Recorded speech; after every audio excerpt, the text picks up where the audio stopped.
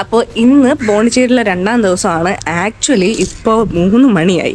ഞാൻ രാവിലെ നമ്മൾ ഇറങ്ങണമെന്ന് വിചാരിച്ചിരുന്നതാണ്. പക്ഷേ എനിക്ക് പനിയായിട്ട് ഭയങ്കരമായിട്ട് വയ്യായിരുന്നു. അപ്പോൾ ഞാൻ മെഡിസിനൊക്കെ എടുത്ത് റെസ്റ്റൊക്കെ കഴിഞ്ഞ് എണീറ്റപ്പോഴത്തേക്കും 3 മണിയായി.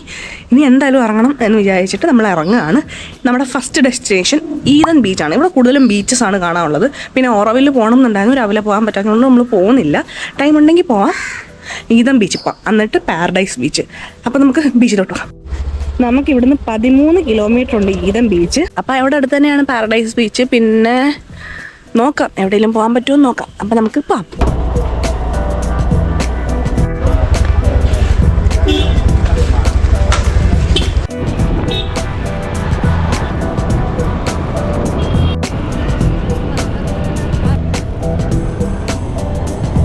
വെഹിക്കിൾ നോട്ട് അലൗഡഡ് ആണ്.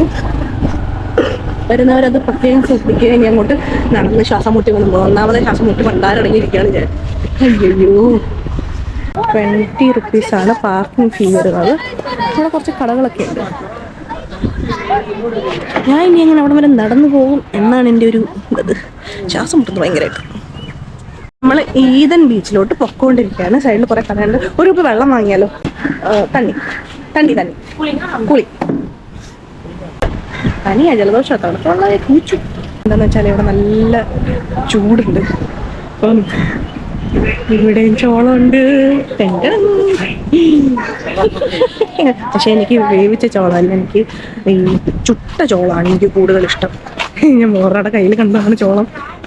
കൊള്ളാം.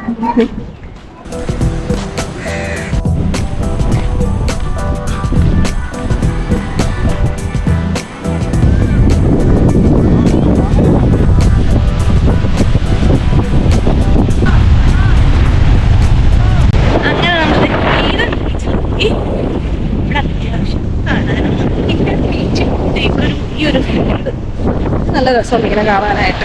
ഇവിടെ ഇനി അധികം നേരം സ്പെൻഡ് ചെയ്യാതെ നമുക്ക് അടുത്ത പാരഡൈസ് ബീച്ചിലോട്ട് പോകാം. എൻ്റെ ബുക്ക് എടുക്കണം. ബുക്കിനകത്താണ് എല്ലാം നോട്ട് ചെയ്ത് വെച്ചിട്ടുണ്ട് എങ്ങോട്ടൊക്കെ പോകണം. രാവിലെ കഴിച്ചതാണ് ഫുഡ്. അതിന് ശേഷം ഞാൻ ഒന്നും കഴിച്ചിട്ടില്ല. എന്തെങ്കിലും കഴിക്കണം. അത് കഴിഞ്ഞ് ഞാൻ ഒരു 2 മണി വരെ കിടന്ന് ഉറക്കായിരുന്നു മെഡിസിൻ കഴിച്ചിട്ടേ. ഇനിയിപ്പോൾ നമുക്ക് വണ്ടി അവിടെ ബർഗർ ഒക്കെ കാണും. ബർഗർ ഒന്നും എനിക്ക് വേണ്ട. ബർഗർ ഉണ്ട് വേറെ നമുക്ക്. എന്ത് സോറിയ.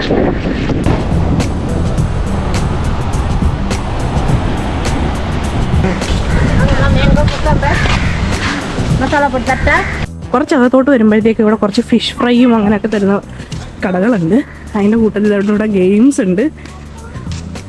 പിന്നെ അവിടെ ടോയ് ട്രെയിനും ഒക്കെ കാണാൻ പറ്റും. നമുക്കിവിടെ മാഗി ഉണ്ട്, ബ്രെഡ് ഓംലെറ്റ് ഉണ്ട്, പല തരത്തിലുള്ള ഫിഷ് ഫ്രൈ, കറി, അങ്ങനെ പല കാര്യങ്ങളുണ്ട്. നമുക്ക് ഇവിടുന്ന് അങ്ങനെ ഫുഡ് കഴിക്കാൻ സാധ്യമല്ല. വൃത്തി കുറവാണ്. ഫിഷ് ഉണ്ട്, പ്രോൺ ഉണ്ട്, സ്ക്വിഡ് ഉണ്ട്, ക്രാബ് ഉണ്ട്, എല്ലാം ഉണ്ട്. ബട്ട് ഇന്ന് കഴിക്കാൻ മനസ്സില്ല. അതിൻ്റെ സ്മെല്ലും ഉണ്ട്. ജസ്റ്റ് വാലൊക്കെ അതേപോലെ, നമ്മൾ നാട്ടിൽ വാലൊക്കെ മുറിച്ച് കളയുമല്ലോ, അപ്പോൾ വാലൊക്കെ അതേപോലെ വെച്ചിട്ട് മസാല പുരട്ടി വെച്ചേക്കുന്നത് കണ്ടപ്പോൾ തന്നെ എനിക്ക്. അപ്പം പുറത്ത് പോയിട്ട് എന്തെങ്കിലും കഴിക്കാം. ഇവിടെ സ്പാ ഉണ്ട്, മസാജ് ഉണ്ട്, ബോഡി മസാജ് ഉണ്ട്, ഫിഷ് സ്പാ ഉണ്ട്. ഫിഷ് ഉണ്ടോ? ആണ് ഫിഷ് ഉണ്ട്, പ്രോൺസ് ഉണ്ട്, നെയ്യുണ്ട്, എല്ലാമേ ഉണ്ട്. എന്താ അതിൻ്റെയൊക്കെ മണ്ടയിൽ ഈച്ചയുണ്ട്. എനിക്ക് ഇവിടെ പ്രതീക്ഷിക്കാൻ പറ്റുള്ളൂ. അവരവരുടെ ജീവിതമാർഗം കൊണ്ട് നടക്കുന്ന സ്ട്രീറ്റ് ഫോൺ. കിട്ടും സ്ട്രീറ്റ് ഫോൺ കിട്ടിയില്ല കൈസ്. അവിടെ സ്ട്രീറ്റ് ഫോണാണ്, അതുകൊണ്ട് ഞാൻ അത് വേണ്ടെന്ന് വെച്ചു. ഇവിടെയല്ല, വെളിയിൽ. ഇനി നമുക്ക് പാരഡൈസ് ബീച്ചിലോട്ട് പോകാം. അങ്ങനെ നമ്മൾ ഈഡൻ ബീച്ചിൽ നിന്ന് ഇറങ്ങി ഇനി അരിക്കമേടിലോട്ടോ അല്ലെങ്കിൽ പാരഡൈസ് ബീച്ചിലോട്ടാണ് നമ്മൾ പോകുന്നത്. And the main point is ഇതുവരെ നമ്മൾ ഫുഡ് കഴിച്ചു. നമ്മൾ അരിക്കമേടിൽ പോകുന്നില്ല, നമ്മൾ പാരഡൈസ് ബീച്ചിലോട്ട് പോവാണ് ഗൈസ്. അവിടെ ക്ലോസ് ആയിന്ന് കാണിക്കുന്നു. അതിൻ്റെ കൂട്ടത്തിൽ വഴി കണ്ടപ്പം ഓക്കെ ആയിട്ട് ഫീൽ ചെയ്തില്ല. നമുക്ക് റിസ്ക് സാപ്പിട്ട മാതിരി അല്ലല്ലോ. ആ കാണുന്ന കടലാണ് അങ്ങനെ.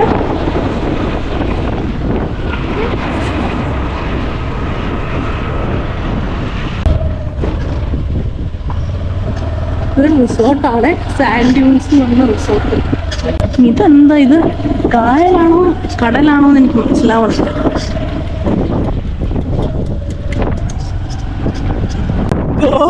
നമ്മളെ ഈഡൻ ബീച്ച്, അവിടെ നിന്ന് ഇവിടെ വരാനാണ് 8 കിലോമീറ്റർ കാണിച്ചത്. അവിടെ അകത്തുനിന്ന് നടന്നു വന്നാൽ മതിയായിരുന്നു. ഞാൻ പറഞ്ഞില്ലേ ആ കാണുന്നതായിരിക്കും പാരഡൈസ് ബീച്ച് എന്ന്. അത് തന്നെയാണ് പാരഡൈസ് ബീച്ച്. അങ്ങനെ നമ്മൾ പാരഡൈസ് ബീച്ചിലെത്തി. നമുക്ക് ഈഡൻ ബീച്ചിൽ നിന്ന് നടന്നാൽ എത്താവുന്നതേ ഉണ്ടായിരുന്നുള്ളൂ പാരഡൈസ് ബീച്ച്. പക്ഷെ നമ്മൾ 8 കിലോമീറ്റർ വണ്ടിയിൽ കറങ്ങി വന്നു. അവിടെ സൈഡിൽ കൂടെ ഷോറുണ്ട് കേട്ടോ, നടന്നു വരാൻ പറ്റില്ല. എന്നാലും ബീച്ചിൽ കൂടെ അങ്ങനെ നടന്നു വരുവാണെങ്കിൽ എന്നുള്ള രീതിയിൽ പറഞ്ഞതാണ്. അതിനാണ് നമ്മൾ 8 കിലോമീറ്റർ കറങ്ങി വന്നത്. ഇനി എന്തായാലും നമുക്ക് സാൻഡ് ഡ്യൂൺസിലെ പാരഡൈസ് ബീച്ചിൽ പോകാം. ഇനി ഗൈസ് എൻട്രി ടിക്കറ്റ് ഉണ്ട്, നമുക്ക് എടുക്കാം. ടിക്കറ്റ്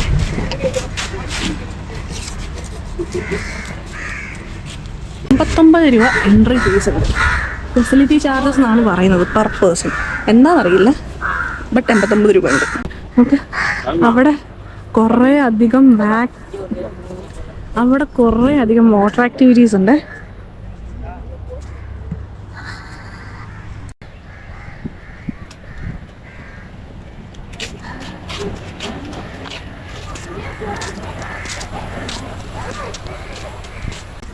ഇത് റെസ്റ്റോറൻ്റ് കേട്ടോ, പക്ഷെ അവിടെ കയറി കഴിക്കാനുള്ള സാമ്പത്തികം നമുക്കില്ലാത്തത് കൊണ്ട് അവിടെ നല്ല പൈസ ആയിരിക്കും. സോ നമ്മൾ വഴിയിലെവിടെയെങ്കിലും ചെറുകിട കടകളുണ്ടെങ്കിൽ അവരെ ആയിരിക്കും ആശ്രയിക്കുന്നത്. ഒരു ഫ്ലോട്ടിംഗ് റെസ്റ്റോറൻ്റ് ഉണ്ട്. ഇവിടെ ഒരു തുണിക്കടയുണ്ട്, ബുട്ടീക്ക്. ഫ്ലോട്ടിംഗ് റെസ്റ്റോറൻ്റ് ഉണ്ട്. സീസൺ അല്ലാത്തതുകൊണ്ട് അനക്കമൊന്നുമില്ലാന്ന് തോന്നുന്നു. അനക്കമില്ല, അത് തോന്നുന്നു, നല്ല അനക്കമില്ല. ഒരു 10 കിലോമീറ്റർ നടക്കണമല്ലോ ഇനി ബീച്ചിലെത്താൻ. ഇത് ലോക്കർ റൂമൊക്കെയാണേ. ഓ നോക്കിയേ, നൈസ്. ഈ ബീച്ച് അത്യാവശ്യം കൊള്ളാം, കുറേ ഫെസിലിറ്റീസും കാര്യങ്ങളൊക്കെ ഉണ്ട്. മണ്ണാണ് ഇവിടെ കഴിക്കാനൊന്നും ഇല്ലെന്ന്, എന്ത് ചെയ്യാനൊന്നും നോക്കിയേ. അവിടെ ഏതാണ്ടൊക്കെ ഉണ്ട്, ഐസ്ക്രീം. അയ്യോ കണ്ട, ഇതാണ് ബീച്ച്. അങ്ങാണെന്ന് അവിടെ ബീച്ചിൻ്റെ അവിടെ ചെന്നിട്ട് ഞാൻ പാരഡൈസ് ബീച്ച്, ഈഡൻ ബീച്ച് കാണിച്ചു തരാവേ. ഓ ഇവിടെ നല്ല റേറ്റ് കേട്ടോ. ഉപ്പിലിട്ട മാങ്ങയ്ക്ക് 50 രൂപ. നമുക്ക് ബീച്ച് റൈഡിങ് മറ്റേ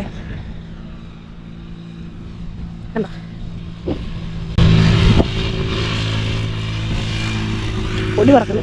ഇവന്റെ മോണ്ട കണ്ടോ, ഇവിടെ ഉള്ളവന്മാരല്ല.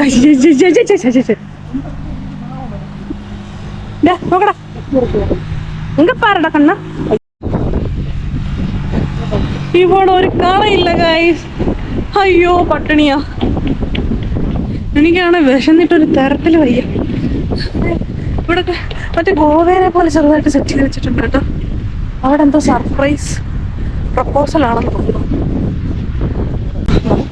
ഒന്നും കിട്ടിയില്ല, ഒരു ഐസ്ക്രീമെങ്കിലും വാങ്ങി കഴിക്കാം. ഐസ്ക്രീം എടുക്കാം. ഐസ്ക്രീം ഇല്ലല്ലേ? ഇല്ല, അല്ലെങ്കിൽ നമ്മളവിടെ പോയാലും ഇങ്ങനെയൊക്കെ എല്ലാം ഉണ്ടാവും. നമ്മുടെ അവിടെ ബീച്ചിലൊക്കെ അവിടെ ബീച്ചിലുണ്ടോ? ഇല്ലല്ലേ? ആ ഉണ്ട്, പൈപ്പിൻ ബീച്ചിലോട്ട് ഇപ്പൊ ചെല്ലണം. അങ്ങോട്ട് എന്തെല്ലാം കിട്ടുന്നത്? ബജ്ജി, ഐസ്ക്രീം. ആ ഹോട്ടലൊക്കെ ചെല്ലണം. സ്വീറ്റ് കോൺ എന്തെല്ലാം കിട്ടും. ഇവിടെ ഒരു തേങ്ങയില്ലേ? ആ കാണുന്നുണ്ടോ, അതാണ് ഈദം ബീച്ച്.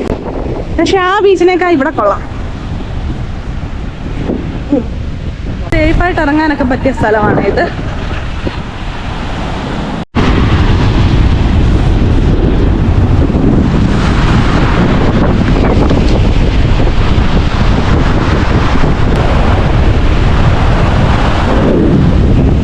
ഇവിടെ ഒരു അണ്ണനെ കിട്ടി. അണ്ണൻ പറഞ്ഞത് അവിടെ കഴിക്കാൻ കിട്ടുമെന്ന്. അപ്പൊ ആ ലൊക്കേഷൻ നോക്കി നമ്മൾ പൊക്കോണ്ടിരിക്കുകയാണ്. ഞാൻ ചുമ്മാ ചോദിച്ചു കോസ്റ്റ്ലി ആയിരിക്കും അല്ലേ, നമ്മൾ ചിപ്പിളി തിരിച്ചിട്ട്. അതെ, ഗോവയിലെ ബീച്ച് പോലെ ഇവിടെ കിഡിലിനായിട്ട് സെറ്റ് ചെയ്യാൻ പറ്റുന്ന സ്ഥലമൊക്കെയാണ്. പക്ഷെ നോക്കിയേ, കിഡിലൻ ബീച്ച് ആരും യൂട്ടിലൈസ് ചെയ്യുന്നില്ല.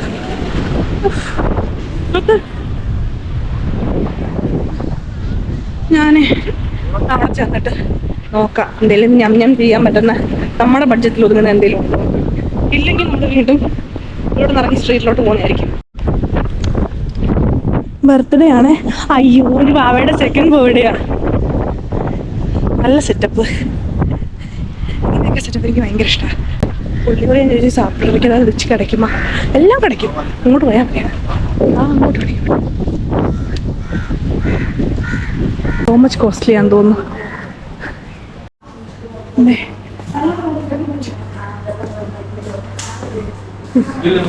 ഫുള്ള് പാലിയാണല്ലോ ഇവിടെ.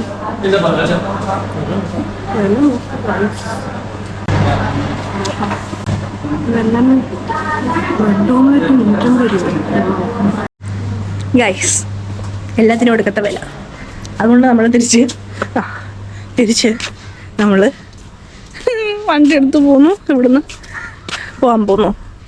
അയ്യോ, പിന്നെ വേറെ കാര്യം പറയട്ടെ. 89 രൂപ കൊടുത്ത് ഇവിടെ കാണാനായിട്ട് വെറുത്തല്ല.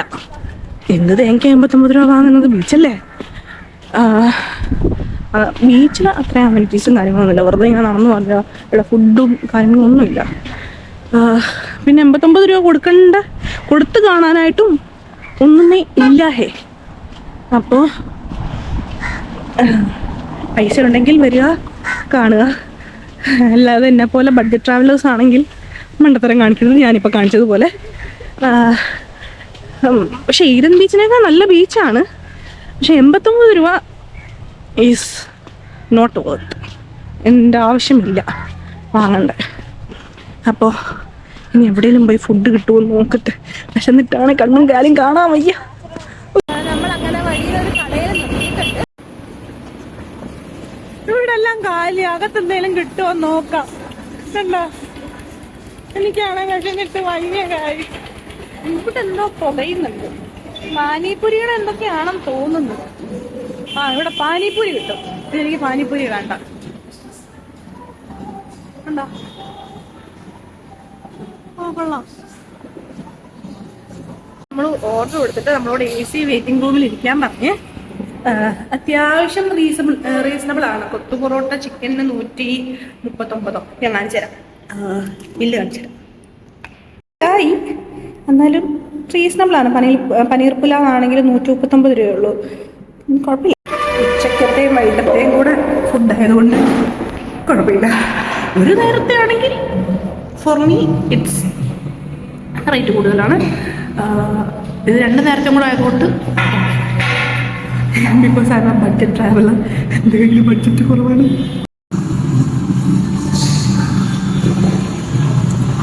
ഫ്രഷ് ഓറഞ്ച് കൊള്ളാം. അത്യാവശ്യം നല്ല ഓറഞ്ച് ജ്യൂസ്.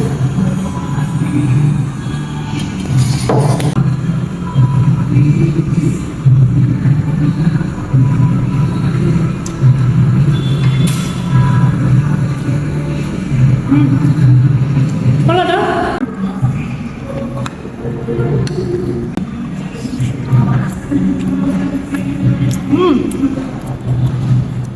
വലിയ കൂടുതലാണുള്ളൂ. എനിക്ക് വലിയ ഇഷ്ടമാകുന്ന ഞാൻ വേറെ ഒന്നും വാങ്ങില്ല. പുലാവിന് കഴിയുമ്പോൾ ഞാൻ വിചാരിച്ച് മഞ്ഞ കളറായിട്ടിരുന്നു. പക്ഷെ ഇത് ആ ഒരു പ്രശ്നമേ ഉള്ളൂ. പക്ഷെ അല്ലാതെ നല്ല ടേസ്റ്റ് ഉണ്ട്. നെയ്യും ഈ മല്ലിയിലും കൂടെ മാറ്റി നിർത്തി കഴിഞ്ഞാൽ ഇതിലും സാധനം. ഫുഡെല്ലാം അത്യാവശ്യം അടിപൊളിയായിരുന്നു. നമുക്ക് കഴിച്ചിട്ട് വരാവേ. അങ്ങനെ 2 ബീച്ച് കറങ്ങിയിട്ട് നമ്മുടെ റൂമിൽ തിരിച്ചെത്തി. അതിനിടയിൽ ഫുഡും കഴിച്ച് ഇനിയിപ്പം എത്ര മണിയായി? 7 മണി. റൂമിൽ പോയി റെസ്റ്റ് എടുക്കാം. നാളെ രാവിലെ വില്ലുപുരത്ത് പോകണം. വില്ലുപുരത്തു നിന്നാണ് നമുക്ക് നാട്ടിലേക്ക് ട്രെയിൻ വരുന്നത്. ഗുരുവായൂർ കേട്ടോ, ഗുരുവായൂർ എക്സ്പ്രസ് ആണ്. അപ്പം ഇനിയിപ്പം നൈറ്റ് കാണിക്കാനായിട്ടൊന്നും ഇല്ല. ഈ വീഡിയോ ഞാനിവിടെ എൻഡ് ചെയ്യുകയാണേ. ഈ വീഡിയോ എല്ലാവർക്കും ഇഷ്ടപ്പെട്ടെന്ന് വിചാരിക്കുന്നു.